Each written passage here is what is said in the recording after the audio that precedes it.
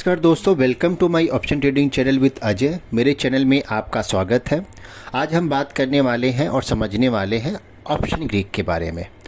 Option Greek बहुत ही important होता है अगर आप ऑप्शन बायर या सेलर हैं।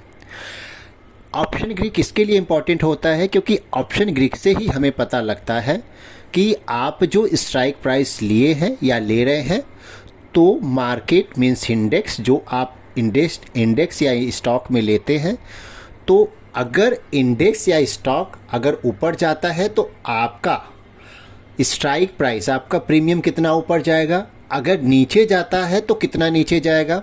तो ये हमें ऑप्शन ग्रीक से पता लगता है। तो चलिए उसके बारे में हम समझते हैं। मार्केट में जितने ऑप्शन होते हैं वो बेसिकली 5 ऑप्शन ग्रीक से मिलकर बने होते हैं। तो अब हम 5 ऑप्शन ग्रीक के बारे में समझते हैं। ऑप्शन ग्रीक का नाम जो है delta, theta, gamma, vega and rho है। रो एंड गामा जो है उतना इम्पॉर्टेंट नहीं है, लेकिन फिर भी मैं आपको रो एंड गामा के बारे में बता दूंगा।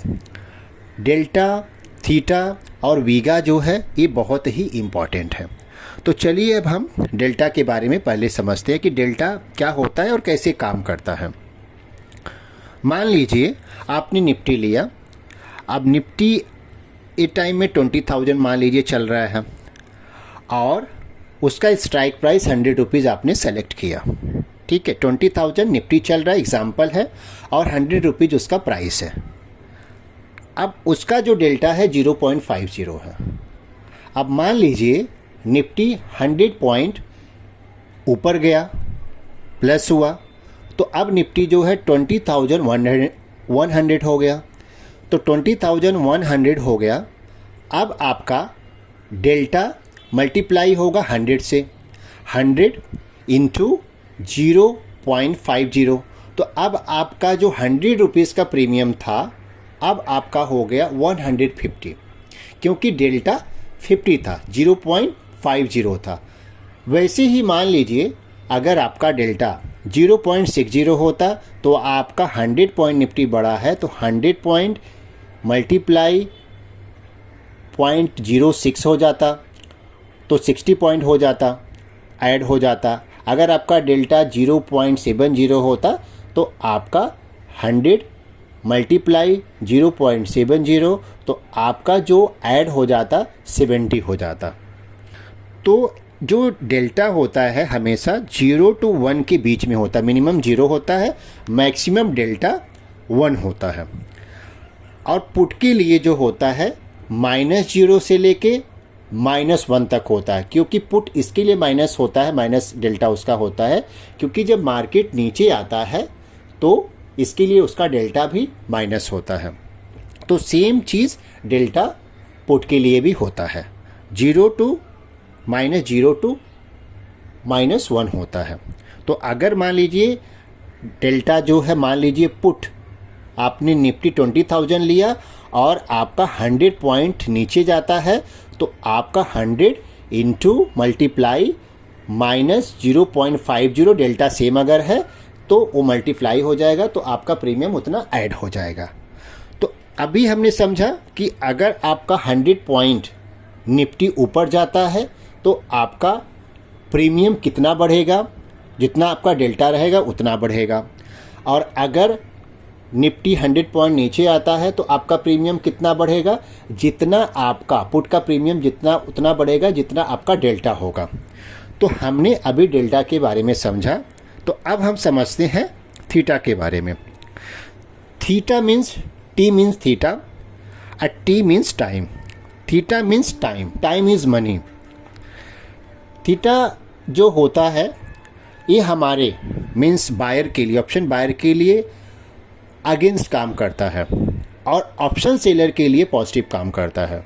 क्योंकि थीटा जो होता है कि जैसे ही आप एक ऑप्शन, हम ऑप्शन बाई करते हैं और चुनते हैं स्ट्राइक प्राइस, और जैसे जैसे एक्सपायरी क्लोज आता है हमारा ऑप्शन प्रीमियम कम होते जाता है। क्यों कम होता है? थीटा की वजह से कम होता है। तो इसको भी हम एग्जाम्पल से समझते हैं। मान लीजिए कि निफ्टी जो है 20,000 है और 20,000 निफ्टी है और उसका जो थीटा है -0.25 है। तो अभी आपका जो 20,000 था, स्ट्राइक प्राइस सेम हम रखते हैं कि आपका जो प्रीमियम था वो 100 रुपीज़ था, और आज अब मार्केट जो है कल 20,000 ही निफ्टी रहता है, लेकिन आपका सेम निफ्टी रहने के बावजूद भी आपका जो प्रीमियम है 100 रुपीज़, वो 100 रुपीज़ नहीं रहेगा, वो 75 हो जाता, कम हो जाता। क्यों हो जाता है? क्योंकि उसका थीटा जो है जैसे ही एक्सपायरी नज़दीक आता है, एक दिन और नज़दीक आ गया, तो वो थीटा ऑप्शन बायर के अगेंस्ट काम करता है। तो थीटा की वजह से हमारा जो ऑप्शन प्रीमियम होता है वो कम हो जाता है। तो थीटा हमेशा ऑप्शन बायर के अगेंस्ट काम करता है। तो जब भी आप कॉल या पुट बाई करते हैं तो आपको चार्ट में ही दिखता है कि उसका डेल्टा क्या है और थीटा क्या है, ये आपको पता होना चाहिए। क्योंकि अगर आपको पता नहीं है तो आपका ऑप्शन प्रीमियम धीरे धीरे जैसे एक्सपायरी आएगा, अगर इन द मनी नहीं होता है तो वो जीरो हो जाएगा। अगर आपको in the money, ITM, ATM, OTM के बारे में आपको जानना है और ऑप्शन के बारे में डिटेल्स में जानना है तो आप मुझे कमेंट कर सकते हैं। तो मैं इस पे एक डिटेल्स वीडियो बनाऊंगा जिसमें डेल्टा और थीटा के बारे में समझा इस वीडियो में। अब हम समझने वाले हैं वीगा के बारे में। वीगा क्या होता है और कैसे काम करता है।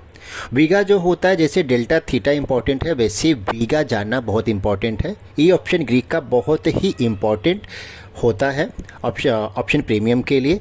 तो हम इसको इजी लैंग्वेज में, लेमन लैंग्वेज में मैं आपको समझाता हूँ और समझ में आपको आ जाएगा।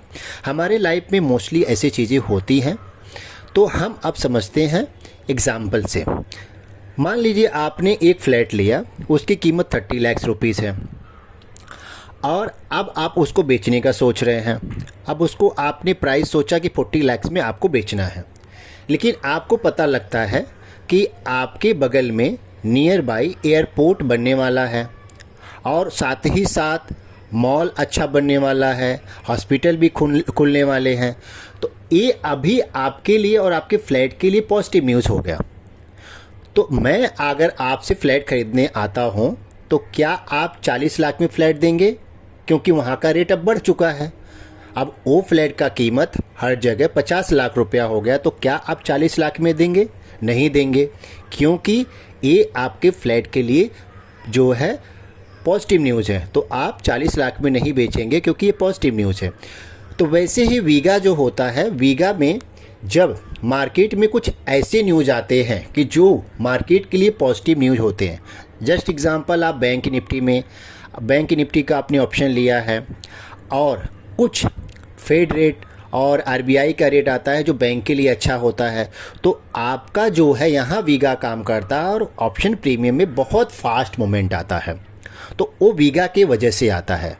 तो वीगा का जो काम होता है, पॉजिटिव हो या निगेटिव न्यूज़ हो, पॉजिटिव न्यूज़ रहेगा तो आपका ऑप्शन प्रीमियम बहुत फास्ट बढ़ेगा, और अगर निगेटिव न्यूज़ है तो आपका ऑप्शन प्रीमियम बहुत ही फास्ट नीचे डाउन होगा।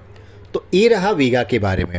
अब हम समझते हैं गामा और रो के बारे में। जैसे मैं आपको वीडियो के बिगनिंग में ही बताया था कि गामा और रो उतना इम्पोर्टेंट नहीं है, लेकिन फिर भी हम गामा के बारे में और रो के बारे में समझते हैं।